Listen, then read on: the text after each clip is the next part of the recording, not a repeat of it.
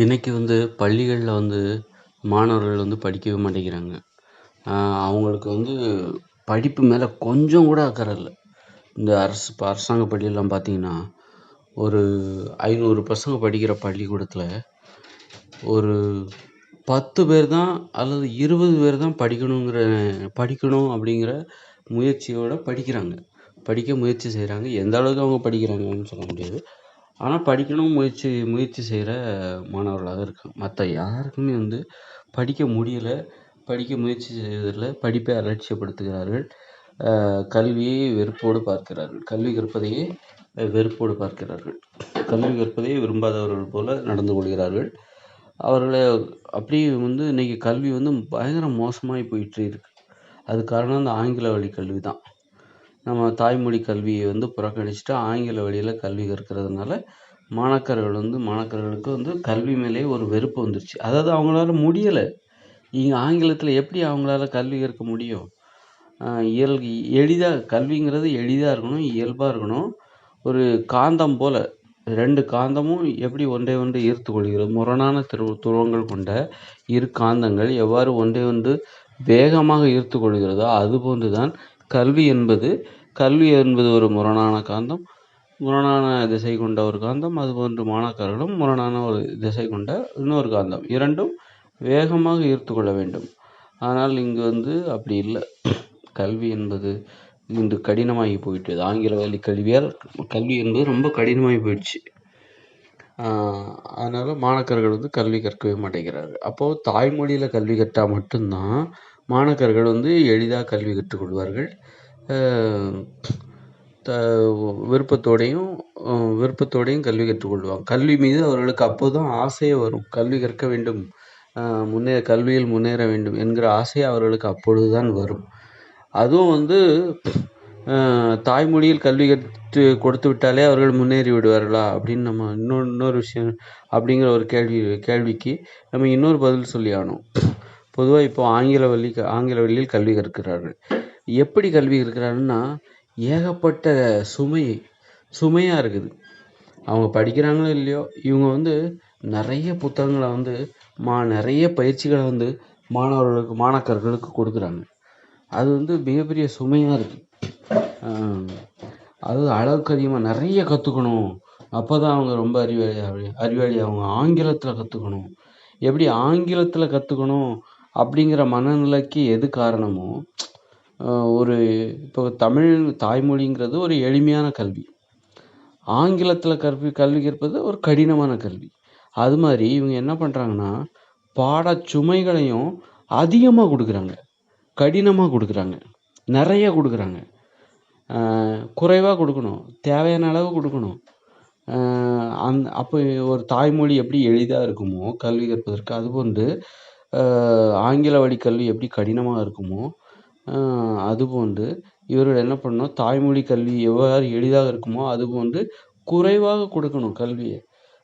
கல்வி புத்தகங்களை, சுமைகளை பயிற்சிகளை கொஞ்சம் குறைவாக கொடுக்கணும். நிறைய அதாவது தேவையான அளவு கொடுக்கணும். குறைவுனா குறைய கொடுத்தா அப்படின்ட்டு இல்லை, தேவையான அளவு மட்டும் கொடுத்தா போதும். நிறைய கொடுக்கறது, அதாவது புத்தகத்தை தயாரிக்கிறாங்கல்ல அந்த ஆசிரியர்கள், அவங்க அல்லது அரசாங்கம் தங்களை அறிவாளிகளை காமிச்சுக்கணுங்கிறதுக்காக, அல்லது இப்படியெல்லாம் போனால் சின்ன வயசுலேயே பெரிய அறிவாளிகளாக மாணாக்கர்கள் வந்துடுவாங்க அப்படின்னு சொல்லிட்டு நிறைய சுமைகளை தூக்கி ஒரு மூட்டையை 2-3 மூட்டையை தூக்கி ஒருத்தர் தலைமையில் வச்சா எப்படி இருக்கும்? அப்போ அவங்களால தூக்க முடியாமல் கீழே விழுந்து போயிடுவாங்க. அது மாதிரி தான் அதை நம்ம இன்னைக்கு கண்கூடாவே பார்க்கலாம். புத்தக மூட்டைகளை சுமந்து செல்கிற மாணாக்கர்களை பார்க்கலாம். தூக்கிட்டு போக முடியாமல் அரசாங்க பள்ளிகளில் நிறைய மாணாக்கர்கள் தங்களோட புத்தகங்களை பள்ளிக்கூடத்திலே வச்சுட்டு போயிடுறாங்க. ஒவ்வொரு புத்தகமும் செங்கல் மாதிரி இருக்குது. செங்கல் மாதிரி அவ்வளோ அகலமாக, தடியாக, ரொம்ப கனமாக இருக்குது.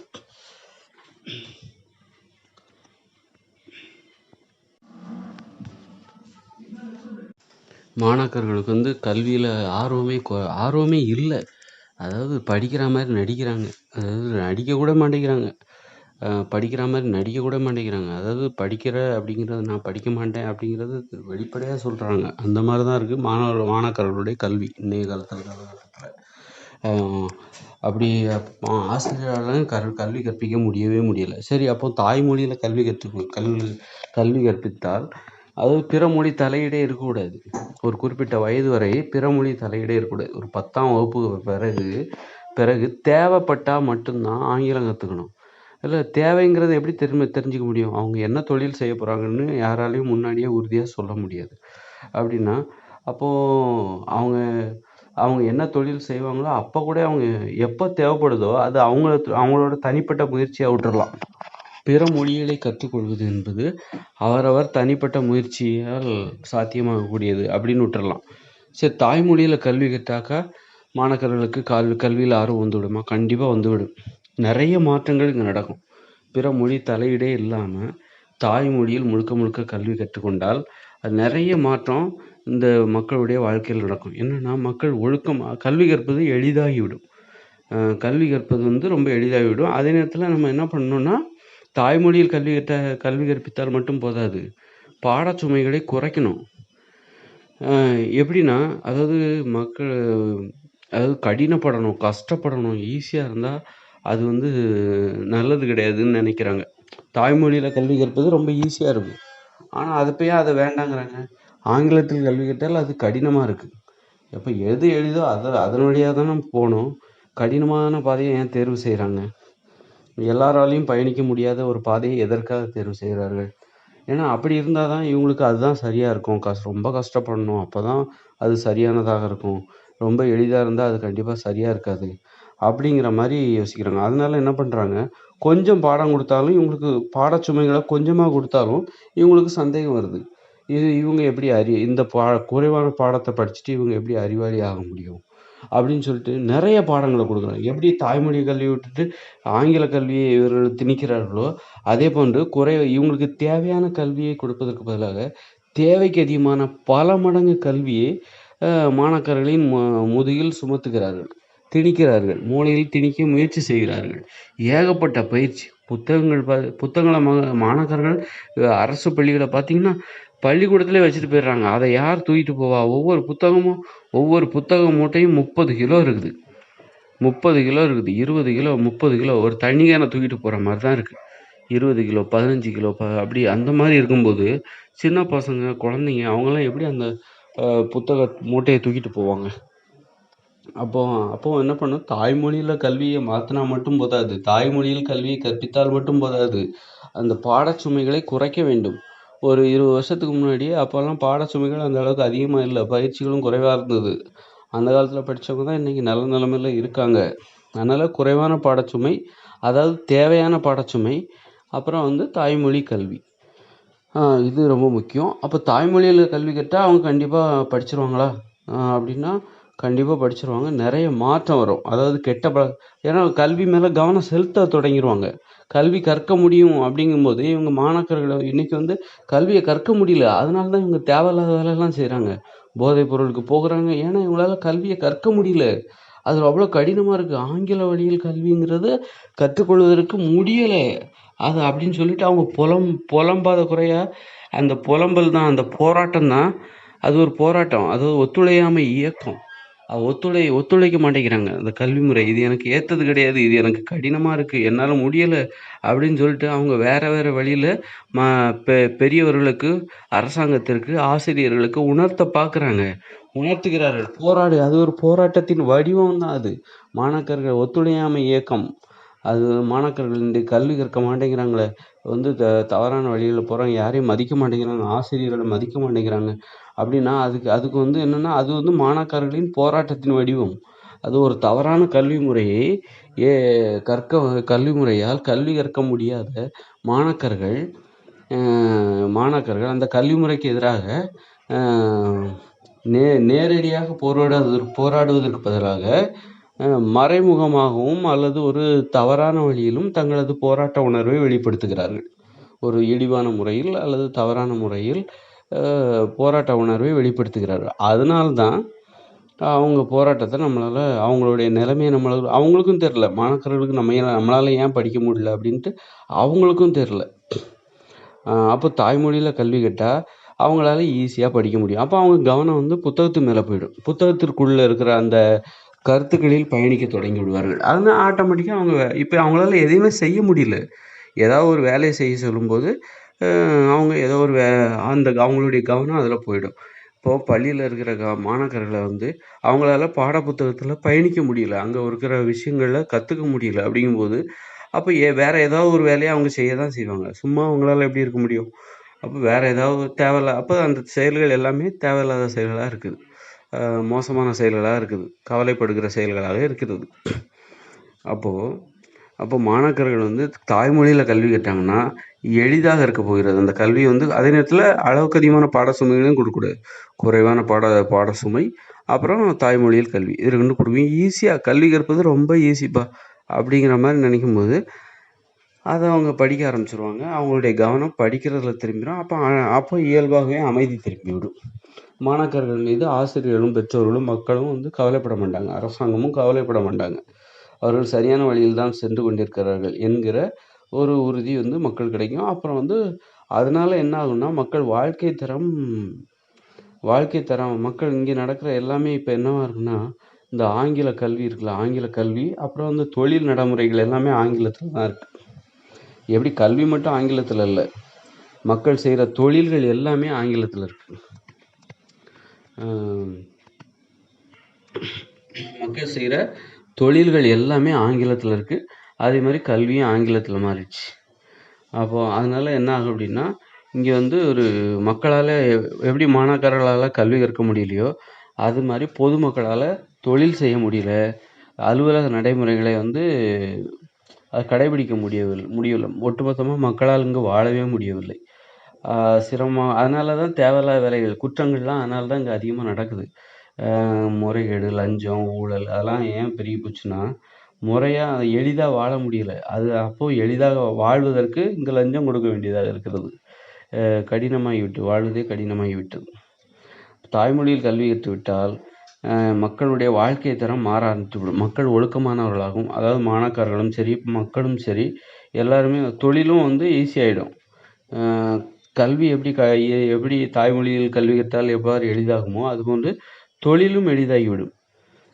தொழில் செய்வதும் எளிதாகிவிடும். இன்றைக்கெல்லாம் போயிட்டிங்கன்னா மருத்துவ கல்வி எல்லாம் ஆங்கிலத்தில் தான் இருக்குது. அப்புறம் வந்து வழக்கறிஞர் நடைமுறை பார்த்திங்கன்னா அதுவும் ஆங்கிலத்தில் தான் இருக்குது. ஒரு ஏழை வந்து கோர்ட்டுக்கு தன்னுடைய பிரச்சனைக்கு நீதி வேண்டி கோர்ட்டுக்கு போனார்னா அவருக்கு தமிழே எழுத படிக்க தெரியாது. ஆனால் வந்து நீதிமன்றம் கொடுக்குற அந்த பதிவுகள், நீதிமன்ற பதிவுகள், நிர்வாக நடைமுறைகள் எல்லாமே என்னவாக இருக்குன்னா ஆங்கிலத்தில் இருக்குது. அந்த வழக்கறிஞராலேயும் அதை சரியாக புரிஞ்சிக்க முடியல. அப்போது தாய்மொழியில் எல்லாமே தாய்மொழியில் வந்துட்டா இங்கே எல்லாருமே வந்து எளிதாக வாழ்வார்கள், எளிதாக புரிந்து கொள்வார்கள். இங்கே உள்ள நிர்வாக நடைமுறைகளை எளிதாக புரிஞ்சுப்பாங்க. அப்படி இருக்கும்போது அவங்க தேவையில்லாத வேலைகளை செய்ய மாட்டாங்க. மக்கள் ஒழுக்கமாக மாறிடுவாங்க. மக்கள் வாழ தொடங்குவார். அப்போ தான் வாழவே தொடங்குவாங்க. தாய்மொழியில் இங்கே கல்வியும் தொழிலும் வந்தால் தான் மக்கள் தன்னுடைய வாழ்க்கையே வாழ தொடங்குவாங்க. அப்படிங்கிற ஒரு நிலை இங்கே ஏற்படும். அப்போ மக்கள் ஒழுக்கமாகவும் இங்கே அமைதி ஏற்படும். மலிவாக சில செயல்கள் செஞ்சு பிழைக்கிற அந்த கூட்டங்கள் அடியோடு ஒழிக்கப்பட்டு விடும். பிரம்மாண்டம், ஆடம்பரம், இந்த ரசிகர்கள்லாம் பார்க்குறாங்கல்ல, நடிகர்கள் பின்னால் ஓடுகிற ரசிகர்கள், அரசியல்வாதிகள் பின்னால் ஓடுகிற தொண்டர்கள், இது போன்ற நடைமுறைகள் கூட அப்படியே நின்று போய்விடும். நீங்கள் தாய்மொழியில் கல்வி, தாய்மொழியில் தொழில் நடைமுறை, அலுவலக நடைமுறை, அது தொழில் செய்கிற இந்த ரெண்டும் வந்துருச்சுனாலே இந்த ரசிகர்கள், நடிகர்கள் பின்னால் போகிற ரசிகர்கள், சினிமா பின்னால் ஓடுகிற மக்கள், அது மாதிரி சீரியலை பார்த்து கொண்டு இப்போ வாழ்க்கையை கடக்கின்ற பெண்கள், அது மாதிரி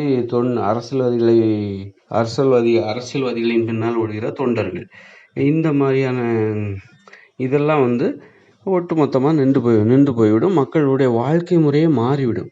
அப்போ மக்களே சில கட்டுப்பாடுகளை விதிக்க ஆரம்பிச்சிருவாங்க. இது வேண்டாம், இது தேவை, இது தேவையில்லை, இது வந்து மக்களை சீரழிக்குது, இது தேவையில்லை, இது தேவை. இதில் அப்புறம் வந்து நிறைய மாற்றங்களுக்கு நடக்கும். என்னென்னா அந்த அதாவது உணவுப் பொருளில் கலப்படம், மக்கள் வந்து எல்லாருமே நேர்மையாக மாற ஆரம்பிச்சிருவாங்க. தாய்மொழியில் கல்வி, தாய்மொழியில் தொழில் வந்துச்சுன்னா மக்கள் நேர்மையாக மாற ஆரம்பிச்சிருவாங்க. ஏன்னா இங்கே வாழ்வது எளிதாக இருக்குது.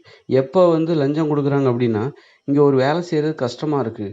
அப்படிங்கும்போது தான் லஞ்சம் கொடுத்து அதை எளிதாக மாற்றுகிறார்கள். அப்போ இங்கே எல்லாமே எளிதாக ஆகிட்டால் எதற்காக லஞ்சம் கொடுக்க வேண்டும்? அப்படின்னு சொல்லிட்டு அவங்க நேர்மையாக வாழ ஆரம்பிச்சிருவாங்க. அப்போ தாய்மொழிங்கிறது இங்கே அற்புதமான ஒரு புரட்சியை ஏற்படுத்தும். தாய்மொழியில் கல்வி, தாய்மொழியில் தொழில் நடைமுறைகள் அச்சிங்கும் இங்கே ஒரு அற்புதமான புரட்சி ஏற்படும்.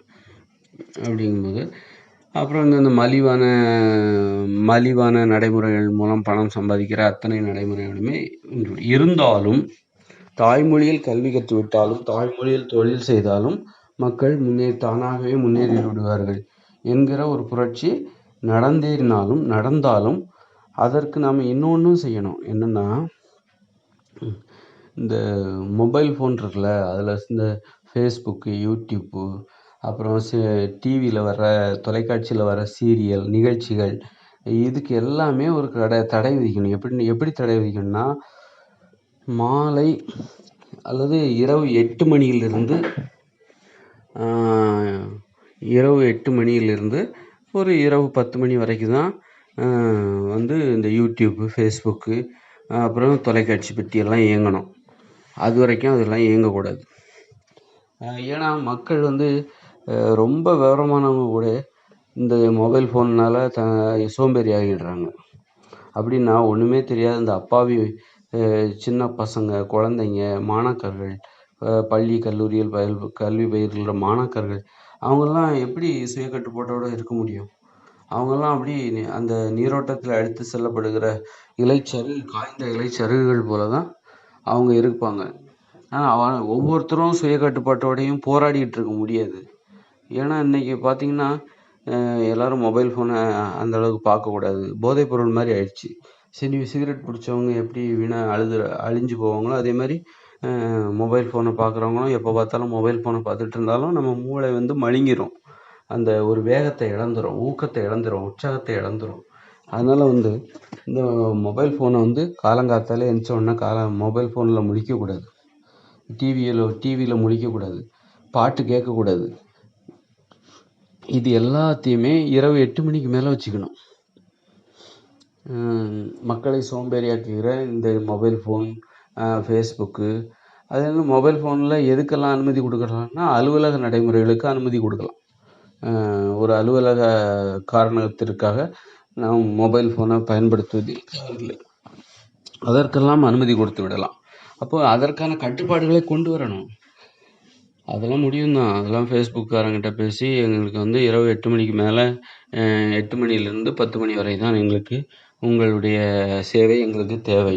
அதுமாதிரி யூடியூப்காரங்கிட்டையும் சொல்லிடணும், உங்களுடைய சேவை எங்களுக்கு இரவு 8 மணிக்கு மேலே 10 மணி வரைக்கும் தான் தேவை.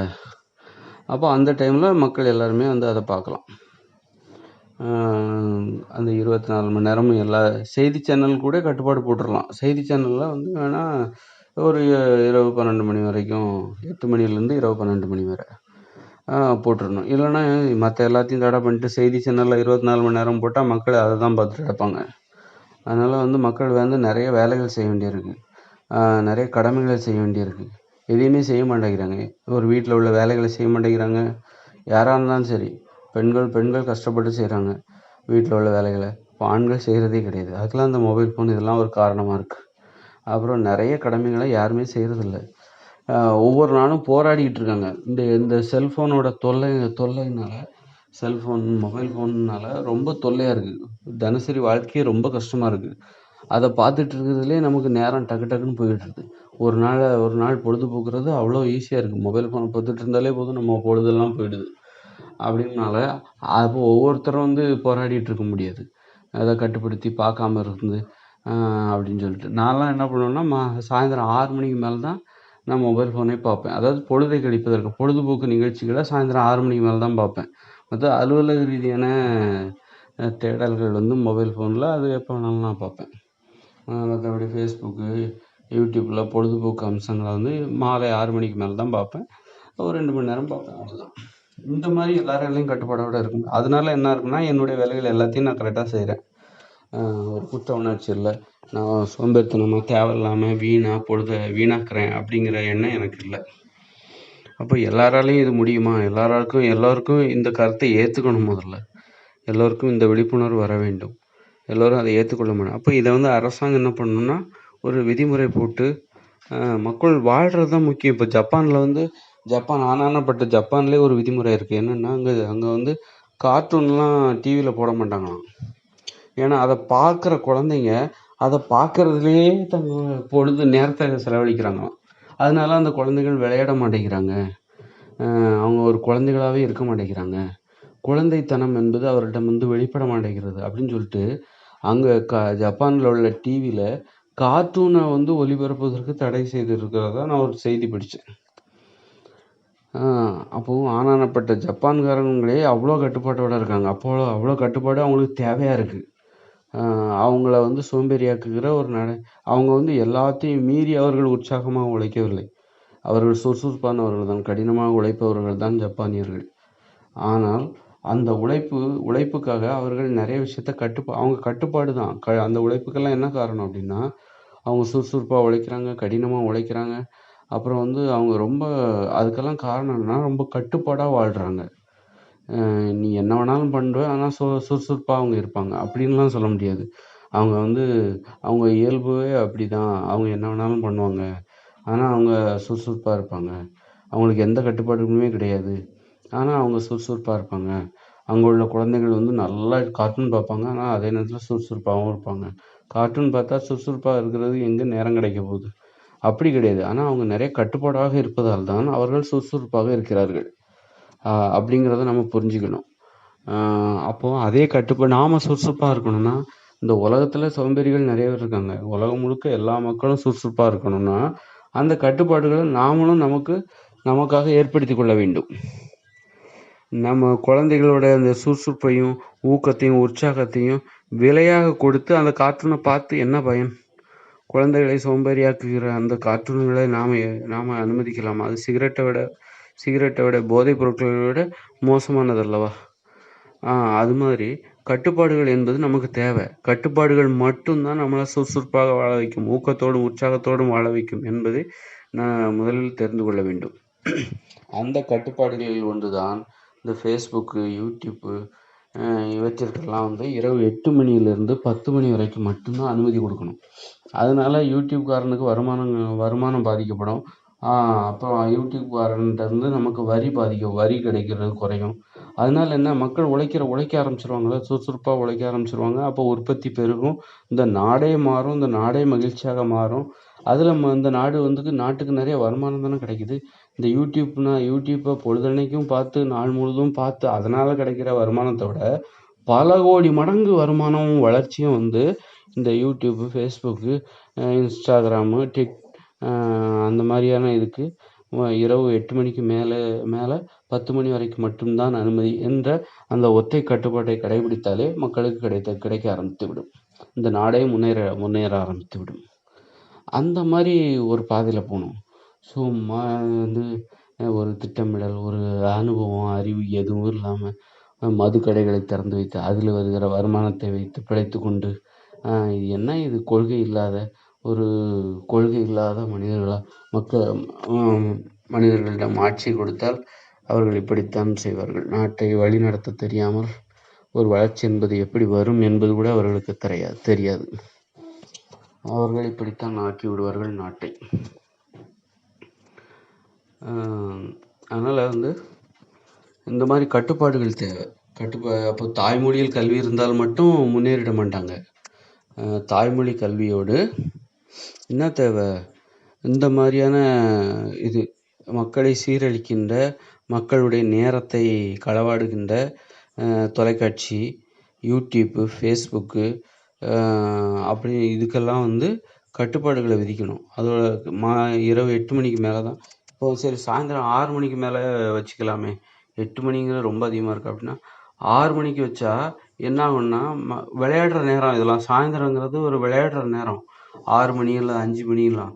அப்போ 5 மணிக்கே யூடியூப்பு, ஃபேஸ்புக்கை திறந்து விட்டோன்னு வச்சுக்கோங்க, தொலைக்காட்சி பெட்டியை திறந்து விட்டோன்னு வச்சுக்கோங்க, மக்கள் என்ன பண்ண ஆரம்பிச்சிருவாங்க? 5 மணிக்கு விளையாடுறதுக்கு பதிலாக சாயந்தரம் தான் எல்லோரும் விளையாடுவாங்க. சாயந்தரம் விளையாடுறதுக்கு பதிலாக டிவி முன்னாடியும் ஃபேஸ்புக்கையும் நோண்டிட்டு கிடப்பாங்க. அதனால் அந்த மாதிரிலாம் இல்லாமல் எல்லா வேலையும் நம்ம வந்து அந்த தினசரி செஞ்சே ஆக வேண்டிய எல்லா வேலையும் செஞ்சு முடித்ததுக்கப்புறமா 8 மணிக்கு மேலே தான் அந்த யூடியூப்பையும் ஃபேஸ்புக்கையும் திறந்து விட்டோன்னு வச்சுக்கோங்க, போய் வந்து அங்கே ஏதாவது தேவையானதை பார்த்துட்டு ஸோ 2 மணி நேரம் போதும். 10 மணி வரைக்கும் பார்த்துட்டு போதும். அதுதான் தேவையான அளவு. அதுதான் மக்களை வந்து ஈஸியாக வளர்ச்சி அடைய வைக்கலாம். ஒரு நாட்டை வளர்ச்சி அடைய வைக்கிறதுங்கிறது ரொம்ப சர்வசாதாரண விஷயம். அதுக்குன்னு ஒரு விதிமுறை இருக்குது. அந்த விதிமுறையை பிடிக்கணும். நான் என்ன வேணாலும் பண்ணுவேன், எப்படி வேணாலும் வாழுவேன், என் நாடு உயரணும் வாழணும் அப்படின்னா அது முடியவே முடியாது. சில கட்டுப்பாடுகளை விதிக்கணும். கட்டுப்பாடுகளை விதிக்காமல் தனி மனிதரும் சரி, ஒரு நாடும் சரி, மக்களும் சரி முன்னேறவே முடியாது. கட்டுப்பாடுகள் மட்டும்தான் நமது சோம்பேறித்தனத்தை ஒழிக்கும்.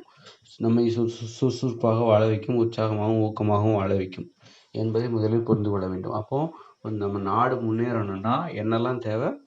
யூடியூப்பு, ஃபேஸ்புக்கு, தொலைக்காட்சி பெட்டி, சினிமா திரையரங்கத்தையும் ஒரு 8 மணிக்கு மேலே வச்சுக்கணும். அதில் அதுக்கு ஒரு 7 மணிக்கு அப்புறம் 7 to 10 ஒரே ஒரு காட்சி தான். சினிமா திரையரங்கத்தை வந்து தனியார்ட்ட விடாமல் அரசாங்கமே வச்சுக்கணும். குறைந்த டிக்கெட்டு 2 கோடி ரூபா பட்ஜெட்டுக்கு மேலே எந்த திரைப்படமும் எடுக்கக்கூடாது. இதுதான் ஒரு திரைப்படத்தோட பட்ஜெட்டே என்னென்னா 2 கோடி பேர் தான், 2 கோடி ரூபா தான். அப்போ நிறைய திரைப்படம் எடுப்பாங்க, நிறைய ஹீரோக்கள் வருவாங்க, கதையுள்ள திரைப்படம் வரும். அப்புறம் பிரம்மாண்டமாக வந்து சூப்பர் ஸ்டார் இந்த மாதிரி தளபதி அல்லது இந்த மாதிரியான விஷயங்கள்லாம் மக்களை சீரழிக்கக்கூடிய விஷயங்கள். இந்த மாதிரி ஆட்கள்லாம் உருவாக மாட்டாங்க. அப்போது மக்கள் வந்து அப்போது 2 கோடி தான் ஒரு படத்தோட பட்ஜெட்னா அந்த படம் எதை நம்பி எடுப்பாங்க அப்படின்னா கதையை நம்பி தான் எடுப்பாங்க. இன்றைக்கி என்னென்னா பிரம்மாண்டத்தை நம்பி கோடிக்கணக்கான ரூபாயை கொட்டி பிரம்மாண்டத்தை நம்பி படத்தை எடுக்கிறாங்க. அப்போ அதோட பட்ஜெட்டை குறைச்சோம்னா அந்த நடிகர்களுக்கு ஒரு மாதத்தில் அந்த படத்தை எடுத்துருவாங்க. ஒரு மாதத்தில் நடிகருக்கு எவ்வளோ சம்பளத்தை கொடுக்க முடியும்? அதிகபட்சம் போனால் 1 லட்ச ரூபா கொடுக்க முடியும். இப்படி நிறைய கட்டுப்பாடுகளை விதித்தா மட்டும்தான் மக்களை மீட்டெடுக்க முடியும். தவறான வழிகளில் மக்கள் சென்று விடாதபடிக்கு மக்களை பாதுகாக்க முடியும். இன்னைக்கு அரசியல்வாதி பின்னாடி, நடிகர் பின்னாடி ஓடிட்டு இருக்காங்களெல்லாம், இவங்களெல்லாம் எப்படி பாதுகாக்க முடியும்? இந்த மாதிரி கட்டுப்பாடுகள் மூலமாக தான். அப்போ எவ்வளோ பெரிய மனித வளம் நம்மக்கிட்ட இருக்கு பாருங்க. அதான் அது எல்லாமே வீணாக போயிட்டுருக்கு. மழை பெஞ்சு அந்த ஆற்று தண்ணி எல்லாம் கடலுக்கு போகிற மாதிரி நம்முடைய மனித வளம் இருக்குது பார்த்தீங்களா, அத்தனையும் வீணாக போயிட்டுருக்கு, நாசமாக போயிட்டுருக்கு. அதனால் அதெல்லாம் நம்ம பாதுகாக்கணும்னா கட்டுப்பாடுகள் வேணும். கட்டுப்பாடுகள் இருந்தால் இந்த நாடு வந்து மிகப்பெரிய முன்னேற்றத்தை, இங்கே நோய்களே இருக்காது. சொல்லப்போனால் நம்ம தமிழ்நாட்டிலலாம் நோய்களே இருக்காது. ஆரோக்கியமாக இருப்பாங்க, மக்கள் மகிழ்ச்சியாக இருப்பாங்க, அமைதியாக இருப்பாங்க, அன்பாக இருப்பாங்க, பாசமாக இருப்பாங்க. உலகத்துக்கே முன்மாதிரியாக வாழ்ந்து கொண்டு இருப்பார்கள் தமிழ் மக்கள் என்பதில் எந்தவித சந்தேகமும் கிடையாது.